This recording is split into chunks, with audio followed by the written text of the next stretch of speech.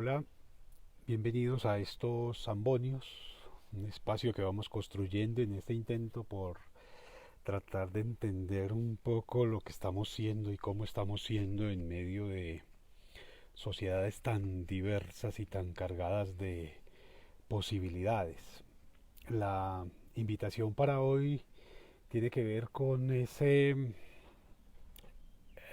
hábito frecuente cada vez más de pensar o de hablar en términos de globalidad y de mundialización como una propuesta que parece ser de mucho estatus. Yo, sin embargo, frente a ese asunto he guardado ciertos eh, prevenciones que me permiten desconfiar de esa necesidad constante que tanto las personas como las instituciones vienen asumiendo de manera recurrente de sentirse globales, de pensarse mundiales, de universalizarse, de darse a conocer. Que creo que hay una trampa tremenda que nos permitiría, si la ponemos en duda, eh, primero que nada, descubrir nuestro verdadero talante, nuestras verdaderas raíces. Creo que esa necesidad de universalizarse, lo primero que se hace es negar lo que se es. Eh, Quizás el primer hecho desde el cual podríamos empezar a pensar este asunto de negar la globalización como un ideal. Es decir, es una realidad, por supuesto, es algo que está ahí, no lo podemos negar, pero eh, habría que poner en duda la conveniencia de pretender que todo tiene que universalizarse, todo tiene que ser global, todo tiene que ser conocido universalmente, que tenemos que competir por esos lugares de primacía en una especie de ranking de idiotez que compromete que tenemos que ser los primeros en frente a que compararnos con. Yo creo que ahí hay un asunto grave que digamos que es la raíz de muchos de los problemas que hoy nos habitan como individuos, como sujetos, como ciudadanos, por supuesto, eh, como demócratas, quienes se creen demócratas, y es el pretender que todo tiene que compararse con algún nivel de potencia. Digamos, la base de todo esto es simple, la cultura, esa cosa rara que llamamos cultura, es local, es local. Es decir, si ustedes hacen un análisis de lo que consideramos como grandes referentes culturales, todos hablan de lo local, pero en la medida en que lo hacen con honestidad, con franqueza y sin ínfulas, se universalizan. Si ustedes piensan en un libro como el Ulises de Joyce, está pensando en Dublín únicamente, no se pretende salir nunca ni de un día ni de una ciudad, ¿cierto? Y sin embargo, en ese día, en esa ciudad, logra construir una interpretación de lo que es el ser humano. Igual va a pasar con Macondo. Macondo es la historia de un pueblito en todos sus hábitos, sus costumbres, sus personajes, sus creencias, sus convicciones. Y ese no habla de nada más. Y sin embargo, esa descripción, esa narración, esa presentación maravillosa que nos hace esa obra nos está hablando de la universalidad y es gratuito que cualquier pueblo de cualquier región del mundo, en cualquier tiempo, puede encontrar explicaciones e interpretaciones a su propia realidad a partir de un pueblo. Igual podríamos pensar en el Guernica de Picasso, ¿cierto? Es la historia de una masacre cometida en un pueblo y sin embargo esa masacre logra interpretar el alma humana. Es decir, no hay ínfulas de universalidad, no hay ese intento por volverse mundial, por competir con vincularse con una especie de ranking, sino más bien con entender lo que uno es, las raíces de lo propio. Igual va a pasar con el rock, igual va a pasar con las canciones, con la música de cada pueblo. En la pintura, en el arte, en el cine, uno encuentra que las grandes producciones cinematográficas, las reconocidas a nivel mundial, hablan de un asunto específico. Si a ustedes les gusta el cine clásico, algo como El Ciudadano Kane está hablando de la historia de un hombre en un pueblo con un problema tremendo de poder y de soledad en relación con los medios de comunicación. Y sin embargo, en ese Ciudadano Kane, o en las obras de Hitchcock, o en las obras de García Márquez, o en las obras de eh, Homero, o en cualquier grandes intérpretes del alma humana, lo que encontramos es el reconocimiento de la provincialidad del autor. Es decir, él se reconoce, quiere lo suyo, es capaz de recorrerlo, de describirlo, lo suyo. No hay ínfulas de universalidad jamás. Pero hoy se pretende que los proyectos, que las instituciones, que los programas, que las modas tienen que ser universales y que todos tenemos que hablar el mismo idioma y estar compitiendo con las nombradas como superpotencias para que lo que hacemos es importante. Sea importante. Creo que allí un poco la invitación está planteada en términos de reconocer la casa, de reconocer el valor maravilloso que tiene la propia esquina del barrio, de reconocer el parque, de reconocer la comuna, de reconocer la localidad, de reconocer la ciudad, el pueblo, la vereda, porque allí, en esos escenarios cercanos, es donde podemos encontrar la posibilidad de entendernos como seres humanos. Y los seres humanos no son ni nacidos en Bogotá, ni nacidos en Antioquia, ni nacidos en Estados Unidos, ni nacidos en China, sino que son simplemente humanos, y como humanos somos universales. Es decir, tenemos los mismos líos desde que el mundo es mundo. Por eso la literatura siempre trata de los mismos problemas. Por eso asuntos como la psicología o como la antropología han intentado aportar elementos para resolver ese asunto de lo particular que nos hace universales. Pero entonces hoy tenemos que, si usted funda una tienda, un negocio, hay gente de muy pocos recursos mentales que llama eso ahora es que emprendimientos. Si usted se aventura con un negocio, con una idea, con un trabajo, con una propuesta, como que tiene que volverla universal por la vía de las redes sociales y por la vía de los medios de comunicación y y de las propagandas y del marketing, porque parece ser que sus vecinos, parece ser que los habitantes de su propia ciudad no son suficientes para volver importante su negocio o su marca. Parece que es importante que su negocio sea reconocido en Australia, aunque su vecino no le pueda comprar. Me parece una cosa un poco bárbara, pues, un poco ridícula, pero funcionamos más o menos de esa manera, ¿cierto? Si no hay universalidad en nuestras propuestas, si no hay universalidad en nuestros discursos, si nuestros textos no están amparados por la autoridad académica de los ingleses, de los alemanes, de los franceses, de los norteamericanos, entonces nuestro texto es una bobada. Si nuestra canción, nuestro poema, nuestro cuadro, nuestra exposición, nuestra sustentación no es aplaudida en los teatros más costosos, entonces parece que es mala. Cuando en realidad se trata simplemente de un hecho que reconoce una parte importante del alma humana, que encontró su trabajo, su posibilidad, su inspiración, su destreza para materializarse, para concretarse, para volverse objeto de reflexión, de análisis, de sensación, de experiencia. Es muy bello cuando ustedes se acercan a asuntos como la poesía. La poesía siempre está hablando de cosas muy humanas, muy desde el interior y no pretende nunca volverse una cosa gigantesca.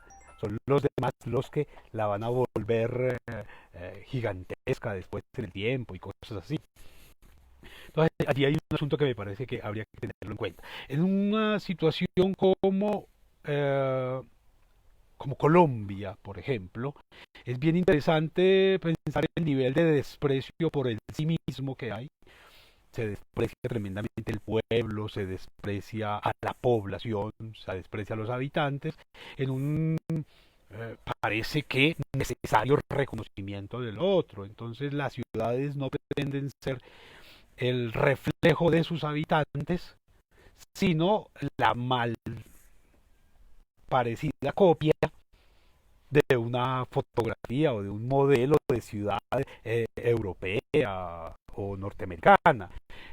y eso tiene que ver con los nombres, tiene que ver con todo un poco. Claro, no se trata de que el colombiano sea bobo, creo que el colombiano responde más bien a unos esquemas culturales que tendríamos que reflexionar un poco, porque, claro, también se tiene una idea bastante errónea de las formas culturales en las cuales nos estamos viendo, ¿cierto? Y que todavía hoy, a propósito de las fiestas de descubrimiento y celebraciones que se hacen en torno a días terribles como el de la raza, todavía hay quienes creen que somos en América Latina el resultado de una conquista hecha por pillos y por bandas, un mito mal fabricado en últimas. Alguna vez lo exploraremos en algunos de estos embollos, pero no podemos ser ese. Si nosotros tenemos ya 500 años de existencia occidental, tenemos que empezar a asumir que somos lo que somos por nosotros mismos y no porque nos conquistaron o porque nos colonizaron otros, ¿cierto? Hay un asunto bien particular en el caso específico de América Latina y sobre todo en países que como Colombia se intentan leer a la luz de los discursos de referencia europeos, es decir, que no se reconocen como propios, que no son capaces de entender, que se creen blancos, por ejemplo, cuando aquí marcadamente somos mestizos, somos mulatos, somos zambos, somos negros, somos unas mezclas extrañas, aquí no hay blancos por ningún lado. Y sin embargo, se pretende que todos tienen que ser blancos, ¿cierto?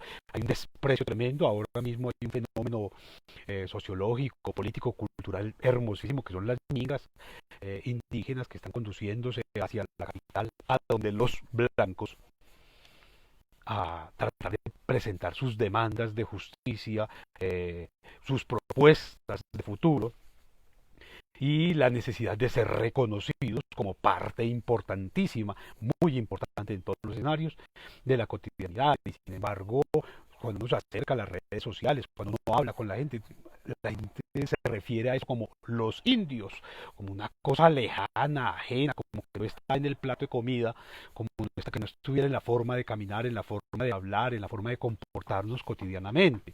Allí hay un asunto que tiene que ver con una ausencia de reconocimiento, con una vergüenza del sí mismo, que necesariamente está hablando bien del otro en tanto que sea blanco, en tanto que sea europeo, en tanto que sea norteamericano, en tanto que tenga carro, en tanto que viva en determinados sectores o tenga casa o palacios en determinados sectores. Y eso parece que vuelve a la gente más blanca, que la vuelve mejor. Un absurdo total. Si nos pensamos en términos artísticos, habría que volver un poco con Diego Rivera, un muralista mexicano maravilloso que nos enseñó el valor de reconocerse y de quererse a sí mismo como individuo parte de un pueblo. Para Diego Rivera el ideal de hermosura, de belleza, estaba en lo indígena, en lo mexicano. Y allí hay una cosa maravillosa. Entonces intentar globalizar proyectos, intentar que todo tenga que ser universal y con tendencia a ser mundial, es mostrar más la pobreza, la ausencia de recursos propios, la ausencia de valor sobre lo que se es, sobre lo que se ha hecho, sobre lo que se construye, pero sobre todo sobre la comunidad en la que se habita. En algunos escenarios yo lo he planteado en términos de que para ser Miss Universo, primero que hay que ser la reina del barrio. Si usted no es reconocido en el barrio, si usted no es reconocido en su ciudad, en su pueblo, en su vereda, eh, difícilmente podría ser aceptado de manera serena, de manera tranquila, de manera respetuosa en escenarios mucho mayores, que es lo que le pasa al narcotraficante y al traqueto, ¿cierto? Y es que es despreciado, él desprecia a su propia comunidad, de hecho la está matando, la está asesinando, la está dañando, por querer parecerse a... Entonces uno encuentra a los mafiosos que quieren ser italianos, quieren vestirse de italianos, comportarse como italianos, pero no tienen los códigos comportamentales, culturales, mentales que les permiten eso. Entonces, para ser italianos se la pasan copiando a actores de películas. O uno encuentra, por ejemplo, al académico que se pretende francés, o al actor que se pretende inglés, o al cantante que se pretende a todo momento norteamericano en el intento por ser reconocido como más y mejor, como salir de la montaña, esas expresiones absurdas como que todavía tiene el capote en los zapatos, que todavía se viste con alpargatas o que todavía es de Ruana, expresiones que desdicen de lo que esencialmente somos y que nos hacen únicos, maravillosos, que nos hacen ricos en experiencias y en posibilidades. Es decir, América no existe desde hace 525 años, América existe muchísimo a tiempo atrás, pero aquí hay quienes han intentado con discursos colonizadores tontos pretender que nuestra vida empezó en el momento en el que Colón llegó con 3 barcos, con 3 naos, a, a las costas de Guananí. No, pues, América ya existía muchísimo antes y la prueba maravillosa que nos dan los mexicanos en 1530 cuando llega Cortés es exquisita, ¿cierto? Le presentan unas ciudades que ningún europeo en Europa jamás había habido, una ciudad como Tenochtitlan, por ejemplo. En el mundo entero no ha habido nunca una ciudad como Cusco. Eh, Unos santuarios como Machu Picchu, con una perfección arquitectónica, matemática, astronómica, eso no existe en Europa. Y sin embargo, aquí seguimos creyendo que los indios son bobos, que los indios son brutos, que el campesino no sirve, que al negro hay que maltratarlo, que hay que negarle la educación al otro, que hay que someterlo, porque lo único válido, lo único que es de calidad es lo europeo, es lo norteamericano, es lo asiático. Ahí hay un asunto que es grave y que tiene que ver con el amor propio. Si uno no empieza por reconocer su propio idioma, está fregado. Y habría que pensar un poco cómo se conducen algunos mercachifles, algunos vendedores de fantasía que pretenden que en la medida en que utilizan palabras de un idioma que no conocen, el inglés, entonces su discurso se hace más interesante. Ahí hay un asunto que ya empieza a ponernos de plano una necesidad de reconocernos en lo que somos, en lo que hacemos, en nuestros propios procesos, para que nuestros propios proyectos funcionen. Pero si usted tiene que, para nombrar una reunión, llamarla Meet, si usted para nombrar una idea, tiene que nombrarla en inglés y no sabe hablar inglés, sino que se aprende malsonante un idioma, unas palabras, para tratar de descrestar a los demás, es porque no los valora, es porque no los quiere, es porque no los respeta. Entonces yo sí sigo creyendo que hay que empezar por valorar al cliente que frente al estudiante que tenemos en el aula, hay que valorar al profesor que está allí también, hay que valorar al vendedor, al lechero, al tendero, al carpintero, al albañil, al obrero, a la secretaria, hay que valorarla como ese ser humano cargado de posibilidades, cargado de potencias, cargado de experiencias bellísimas, eh, que no tienen por qué ser iguales, semejantes o parecidas a las que usted malamente está viendo en la televisión, para construirse un universo que intente compensar la vergüenza que le da el haber nacido en este pedazo de hemisferio.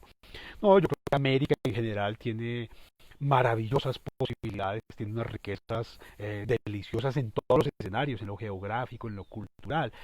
Quizás si entendiéramos que no es posible pensar los países por el mapa, sino por la gente, pararía mucho la violencia, también disminuiría tremendamente la pobreza y todo ese nivel de necesidades altas que nos vamos construyendo a diario. Porque claro, uno cómo podría entender asuntos absurdos como lo colombiano que marca un mapa, cuando Colombia es tantas naciones, la nación Caribe. García Márquez la planteaba muy bello, ya que el Caribe empezaba en el Mississippi y terminaba en Brasil. Creo que tiene mucho de razón en eso, es Caribe, ¿cierto? ¿Cómo poder entender, por ejemplo, las mesetas cundiboyacenses o los valles del Cauca, de Antioquia? ¿Cómo poder entender eso si no a partir de la gente, porque el mapa no me dice nada? Es decir, yo no puedo pensarme como latinoamericano, por ejemplo, frente a un argentino que no tiene ni forro de idea de lo que es el Caribe, porque el argentino piensa maravillosamente un mar del Plata, ¿cierto? Piensa unas llanuras hermosas cargadas de ganadería y de riqueza y de plata, pero no sabe de la selva amazónica, porque nunca la ha tocado, no la ha visto, no lo influencia de ninguna manera. Sin embargo, por ejemplo, regiones como Boyacá, como Santander, están tejidas de montaña, están tejidas de valles, están tejidas de cañones, de ríos por todos lados. ¿Cómo no entender esa riqueza maravillosa? Habría que pensar también cómo históricamente se fue tejiendo todo un entramado que nos ha hecho avergonzarnos constantemente de lo que somos. Desde la Constitución del 86 habría que pensar un tipo como Miguel Antonio Caro, cuando escribe esa Constitución. Caro es un excelente traductor del latín, un excelente conocedor de la gramática, pero es un pendejo que odia su tierra. Nunca salió de Bogotá y sin embargo todo el tiempo estuvo creyendo que vivía en París. Y entonces cuando escribe esa constitución la escribe como si fuéramos europeos y nos pone en un lugar en el que empezamos a odiarnos por lo que somos. Y entonces es una constitución como la del 86, hecha por un tipo que se avergüenza de ser lo que es, tanto que ni siquiera la firma, porque la va a firmar es Núñez. Una constitución como esa nos niega desde lo esencial, ¿cierto? Es una constitución blanca, en un pueblo de mestizos, de negros, de mulatos, de zambos, de salto atrás, de tercerones, de cuarterones, es un pueblo que baila cumbias, que baila mapalés, que baila bambucos y torbellinos, que canta vallenatos y nos dicen que somos blancos en una constitución.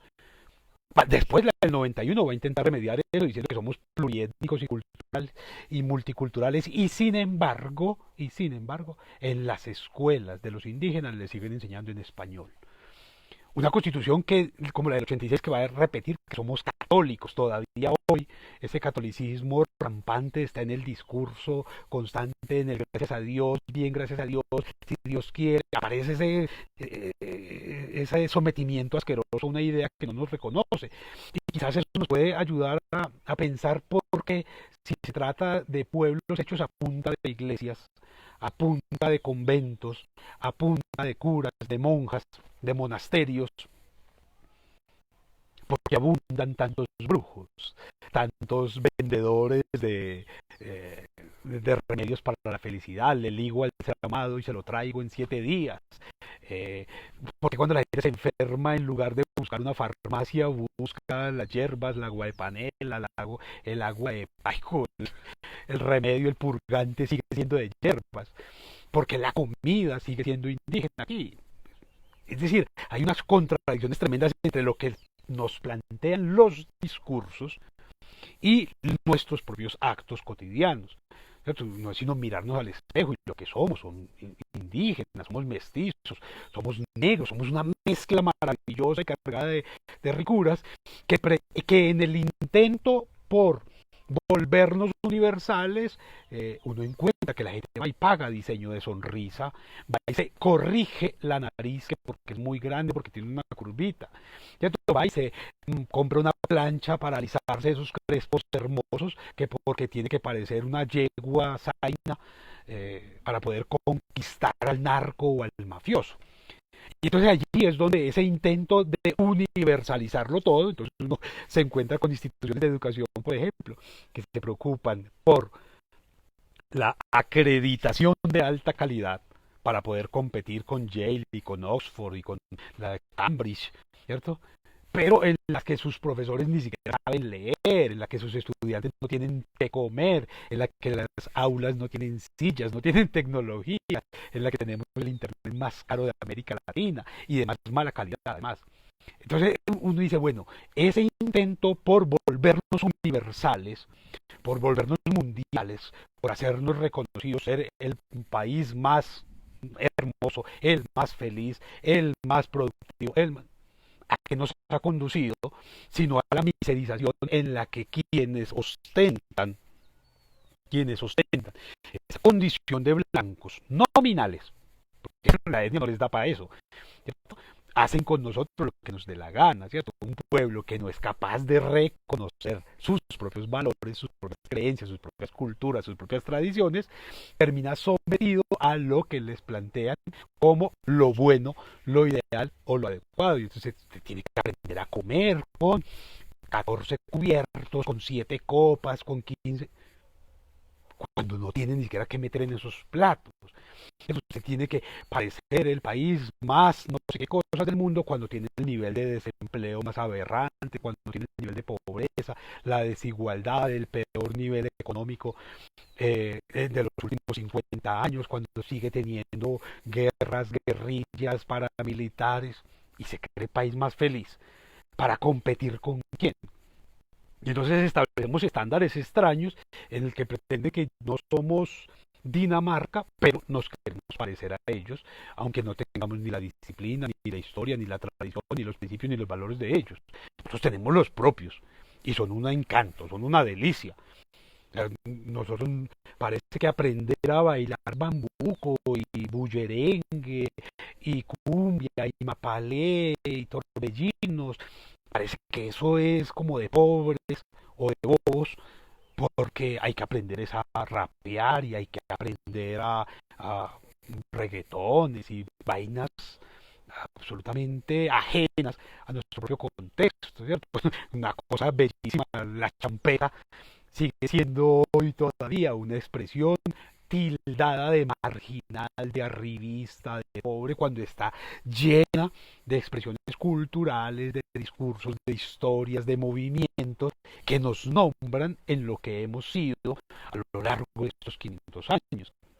Esas expresiones que tienen que ver con vallenatos viejos, ¿no? Con esta cosa mafiosa que cantan ahora. Pero, digamos, hay fórmulas desde las cuales nos hemos construido como pueblos.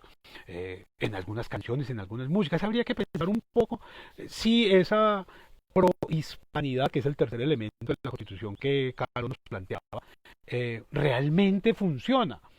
Si realmente somos tan prohispánicos en un país cargado de indígenas, cargado de masato y cargado de sancocho y de mazamorra y de plátano y de yuca y de ñame y de bore y de papa, en un país tan lleno de cacao, de tabaco, en un país en el que estamos llenos de naturaleza y seguimos pretendiendo que la única comida decente es la pizza o la hamburguesa o la comida china, cuando aquí tenemos un mundo maravilloso de comidas. Entonces allí habría que empezar a revisarnos en términos del amor propio. Claro, cuando usted empieza a querer su casa, cuando usted empieza a valorar su casa, cada pared, cada grieta, cada pintura, cada teja, cada repisa de su casa, deja de arrodillarse frente a la casa del otro.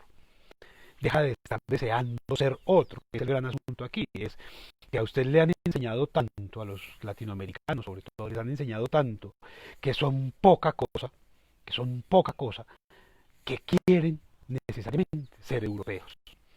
A mí me parece espantoso que las universidades, por ejemplo, impongan una lengua como el inglés como segunda lengua. Y pues, si usted habla guaraní, o si usted habla guayunaiki, o si usted habla quechua, eso no vale como segunda lengua. Tiene que ser inglés. ¿Por qué? Porque no le vale el portugués, por ejemplo. Porque no le valen otro tipo de idiomas que nos dicen, que nos nombran, que el inglés es una lengua universal. Yo no lo creo. Yo creo una cosa que es fácilmente comprobable, que si usted se para en España y empieza a trepar para arriba, cada país tiene su propio idioma, y son países del tamaño de 2 departamentos colombianos. Y sin embargo, si usted se para en el norte de México y viaja hasta Argentina, tiene el territorio más grande con la lengua más hablada a nivel territorial, a nivel cultural, a nivel humano, en todo el mundo.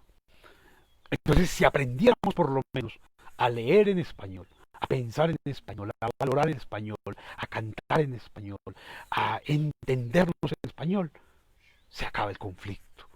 Porque es que el asunto está en querer hablar el idioma del otro. Y entonces el campesino quiere hablar el lenguaje del obrero. Y el obrero quiere hablar el lenguaje de los supervisores. Y los supervisores quieren ser jefes. Y los jefes quieren ser políticos. Y los políticos quieren ser... Todo el mundo quiere ser otra cosa. Pero en el momento, y eso es muy bello cuando ustedes hacen el en las distintas experiencias universales, en el momento en el que el obrero se siente obrero, se comporta como obrero, come como obrero, se viste como obrero y es valorado como obrero, en ese momento la sociedad en pleno empieza a crecer. En el momento en el que el campesino encuentra que como campesino puede resolver la cotidianidad, sus experiencias de vida, sus expectativas, sus sueños, sus posibilidades, con suficiencia, en ese momento la sociedad crece. En el momento en el que las mujeres pueden ser mujeres sin pretender ser nada distinto que lo que son mujeres, o que los hombres, o que los niños, o que los ancianos pueden ser eso. Entonces somos una maravilla, pero hoy todos tienen que ser jóvenes. Todos tienen que ser jóvenes. Porque si no es joven, entonces no tiene oportunidad, sin importar si es hombre o mujer, tiene que ser joven. Y tiene que ser gringo. Tiene que tener maestrías, doctorados y cuanta caraja. Tiene que tener título de todo eso. No comportamiento ni producción, porque no la tienen. Difícilmente uno se encuentra con doctores que tengan producción en América Latina. Ahora, quienes de verdad se dedican a generar conocimiento no se preocupan por los títulos, se preocupan por la producción. Y entonces usted se encuentra que los grandes sociólogos, que los grandes antropólogos, que los grandes médicos, que los grandes científicos lo son no porque tengan un título de doctorado, sino porque se han dedicado a construir conocimiento, a descubrir fórmulas, a elaborar procedimientos, a desarrollar procesos que permiten llegar a lugares maravillosos que después va a venir un doctor y los va a firmar. Hay un asunto grave que tiene que ver justamente con ese asunto de la negación como propuesta de esa universalidad que intenta ser la única vía. Que es maravilloso que uno lo reconozca, su pareja. Es una maravilla que uno su pareja lo reconozca, o sus amigos lo reconozcan, que uno en su barrio lo reconozcan, en lugar de que lo estén reconociendo otros a los que uno no le importa. Entonces es un punto de evidencia, por ejemplo, en la necesidad de likes y de amigos y de aplausos en Instagram y en Facebook. La gente está buscando reconocimiento universal de un desconocido, de un otro. Y su propio vecino, que es la fuente real de alimentación, de trabajo, de seguridad, de comodidad, sigue considerándose una especie de apatria, de tráfuga, de poca cosa. ¿Cierto? Si ustedes lo piensan y hagan el ejercicio en términos políticos, es muy interesante ver cómo cada uno de estos candidatos políticos tradicionales siempre presenta como plataforma esa que en otros lugares ha funcionado. Entonces, el esquema publicitario es el norteamericano y los esquemas ideológicos son los traídos de Francia, los traídos de Europa, los traídos de que aquí no funciona porque aquí no tenemos ni ese paisaje, ni esas condiciones, ni esas particularidades. Y es simplemente porque desprecian nuestras... Cuando un candidato aquí empieza a hablar desde lo que somos, desde nuestros propios problemas, desde nuestras propias expectativas, pues creemos que es un levantado, que no tiene por qué, que debe ser malo. Hace un par de días tal vez unos era absolutamente ridículo ver a la mujer que funciona como alcalde de Bogotá haciendo un campeonato de yoga. Pero un momentico, y esta mujer no se da cuenta que es que son los policías los que están matando ciudadanos, que es que son los policías los que están sacando a los ciudadanos de sus viviendas para beneficiar a cuatro que se creen blancos y que son los dueños de media ciudad ya. Igual va a suceder en Medellín, igual sucede en Cartagena, igual sucede en Cali. Hay una negación por lo propio que es absurda. Miren, un ejemplo patente que puede ayudar a entender esto de manera muy clara. Una aberración urbana como Medellín tiene un mito en el cual se fortalece como sociedad a partir de las costuras, de la elaboración de prendas, de telas. Inclusive tuvo en algún momento empresas insignias como Fabricato, como Coltejer, como Tejicóndor, que nos hablaban un poco de todo eso. Y el festival con el que se caracteriza no es el festival de la costura, ni el de la tela, ni el del hilo, sino que se dice ahí. Entonces, no, nosotros vamos a representarnos por las flores.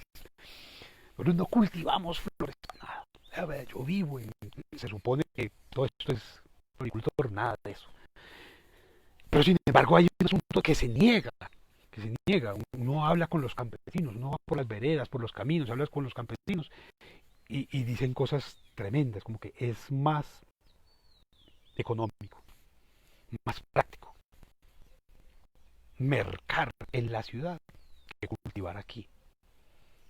Porque cultivar aquí sale más caro, la gente no paga, la gente no compra.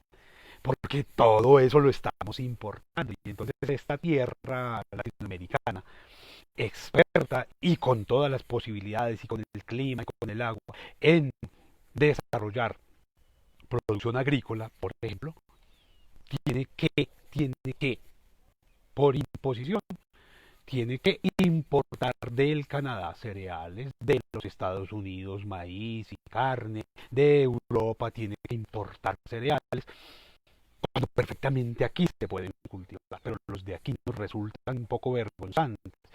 Es muy interesante cuando uno empieza a ver como estas caricaturas que estamos haciendo de lo que somos, ¿cierto? Como siempre estamos pintando al europeo como algo genial, maravilloso, encantador, desconociendo justamente que fueron ellos los que vinieron a arrasar aquí con todo y los que lo siguen haciendo por la vía de las multinacionales. Cómo se sigue teniendo como grandes superhéroes a los norteamericanos, expertos en masacres, en catástrofes demográficas, en catástrofes ambientales, en catástrofes bélicas, en excusas políticas para invadir pueblos y acabar con autodeterminación de los mismos. Y aquí siguen creyendo que son héroes y seguimos creyendo que el malo aquí es el latinoamericano, es el colombiano, es el peruano. Entonces aquí la gente se burla del peruano, se burla del ecuatoriano, se burla del boliviano, pero ensalza a los grandes íconos de la industria norteamericana y europea que tanto daño causan aquí. Aquí el nivel de deforestación que se está causando nos está causando precisamente para beneficiarnos a nosotros. El acabar con la selva amazónica, con el tapón del Darién o con cualquiera de las reservas naturales y de los humedales en las ciudades, no se hace para beneficiar a la comunidad, se hace para beneficiar a tres gatos que tienen toda su plata en bancos suizos, ¿cierto? Que tienen el apartamento, es en París, en Nueva York. Ellos no viven en Suacha, ellos no viven en Niquía, ellos no viven en Chambacú, ellos no viven en los barrios marginales, ellos no le están apoyando a nuestra economía, pero es porque nos desprecian y sin embargo, a ese que nos desprecia lo seguimos considerando un gran ídolo, un gran héroe. Ahí hay un asunto que tendríamos que empezar a pensar desde el reconocimiento de la esquina. Si usted no es capaz de reconocer su propio barrio, si usted no es capaz de salir a conversar con el sujeto de la esquina, porque le da miedo, tendría que pensarse entonces cuáles son los ídolos que usted está pretendiendo seguir. Si usted es de los que está apoyando las culturas norteamericanas y europeas sin haberlas pensado, sin entender lo que eso representa en términos de su propio barrio, de su propia economía, de su nivel de comodidad. Intenten pensar, por ejemplo, lo que significa algo como los sindicatos. Porque en otros países, en esos países desarrollados, los sindicatos son tan importantes y en América Latina los sindicatos son un peligro. Pero no solamente tiene que ver con los sindicatos, tiene que ver con los líderes sociales. Aquí somos campeones. A propósito de las globalizaciones y mundializaciones, no hay ningún país del mundo que pueda, en lo que va corrido de este siglo, en estos 20 años de este siglo, mostrar en cuestión de 6 meses 67 masacres. Este sí, y aquí no pasa nada. Aquí la gente no hace nada porque ha llegado a un nivel de desprecio tan grande por lo propio que la vida del vecino no le importa, que la vida de su hermano no le importa, que la vida de las mujeres no les importa, que la vida del líder social no le importa, la del hijo no le importa. Entonces, ¿qué importa más si un futbolista se tuerce el tobillo a que si mataron 5 o 6 muchachos por estar elevando cometa en un cañaduzal? ¿Qué importa más que un miserable en una finca al lado de un aeropuerto estornude o no estornude a que hayan asesinado unos estudiantes universitarios que estaban departiendo en una casa pacíficamente, alegres, sin grafitis, sin pintar paredes, sin nada, no estaban haciendo nada más que conversando y por eso los mataron? Pero eso no parece que no importa simplemente porque son gente, son de aquí. Ahí hay un asunto muy, muy grave cuando no podemos entender que los negros de aquí son tan importantes como seres humanos como los negros de otro país, y en el otro país son capaces de salir a protestar por ellos, a demandar justicia y cosas como esas, en lugar de quedarse como aquí viendo fútbol, esperando a ver qué pasa, burlándose de un Congreso que no funciona y que sin embargo está totalmente concentrado en dañar lo poco que queda de país. Entonces, todo ese asunto se puede amarrar justamente a esa necesidad de globalizarse. Si usted está pensando es en lo que está pasando en Estados Unidos, en lo que está pasando en Francia, en lo que está pasando en Canadá, lo que está pasando en Irlanda, pero no se está pensando en su barrio. Si a usted no le inquieta que en su barrio las calles estén sin pavimentar, que la vía para llegar a su casa está rota, que no hay agua, o que es costosísimo, que son costosísimos los servicios públicos en plena pandemia, no tiene cómo pagar siquiera. Usted es el problema es usted que no es capaz de reconocer que eso que lo rodea es la verdadera riqueza, es la verdadera experiencia de la universalidad, de lo humano. Si a usted no le vale la vida de los indígenas, si a usted esta protesta minga que en este momento se desplaza desde el Valle hacia Bogotá, no lo convoca a pensarse, yo lo invito a que revise el plato que se come, a ver si no es indígena, yo lo invito a que revise cuál es su dieta, a ver si no es indígena, y sin embargo, a pesar de eso, seguimos creyendo que los indígenas son bobos, son brutos, son tontos, son feos, son malos, que están pidiendo, que están demandando cosas que no se merecen. No se les olvide que esta tierra era de ellos, que aquí los intrusos son los que se consideran blancos, son los que niegan su mestizaje. Esos indígenas, esos son la maravilla, esos son los que cuidan el medio ambiente. A ellos había que preguntarles por los proyectos de cuidado ambiental, por los proyectos de convivencia. Usted no ve que entre los pueblos indígenas aquí se estén matando, se estén peleando. Aquí usted ve que ellos aprendieron a armonizar sus intereses, sus necesidades, sus deseos, sus expectativas. Aquí se matan los que se creen más blancos. Y entonces la banda de un barrio va y mata a la banda del otro barrio porque cree que esos son más blancos, son mejores, son más europeos, tienen más fusiles, tienen... Nos matamos a Caucheda ni a Garrote, aquí es a punta de fusiles y fusiles traídos de otro lado. Y ese es un asunto que tendríamos que pensar también. A mí me gusta pensar un poco lo que significó ese periodo de historia colombiana más o menos entre la década del 60 y la década del 70, que es en el que se generan las grandes obras literarias y pictóricas de aquí, en el que García Márquez escribe sus novelas y Botero empieza a pensar, a pintar sus propuestas y Obregón está produciendo.